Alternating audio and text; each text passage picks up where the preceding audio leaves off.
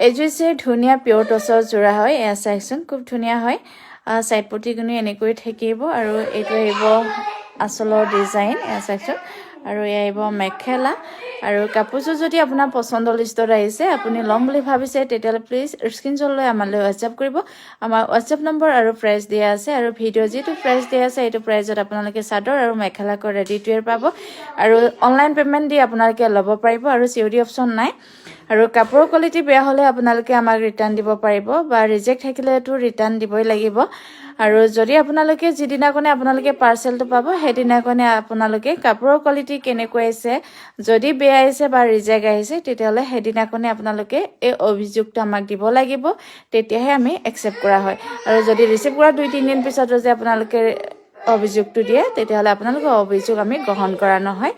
আৰু যিদিনা ৰিচিভ কৰিব সেইদিনাখনে আপোনালোকে আমাক জনাব নিশ্চয় আপোনালোকে ৰিটাৰ্ণ কৰিব পাৰিব বা পইচা ৰিফাণ্ড পাব বা কাপোৰ এক্সচেঞ্জ কৰিম বুলি ভাবিলেও এক্সচেঞ্জ কৰিব পাৰিব আৰু ভিডিঅ'টো চাই যদি ভাল লাগিছে তেতিয়াহ'লে প্লিজ সকলোৱে শ্বেয়াৰ কৰি দিব আৰু ডেইলি আপডেট পাবলৈ আমাৰ ফেচবুকটো ফ'ল' কৰিব যদি ইনষ্টা চাই আছে ইনষ্টা ফ'ল' কৰিব যদি ইউটিউবত চাই আছে ইউটিউব চেনেলটো ছাবস্ক্ৰাইব কৰিব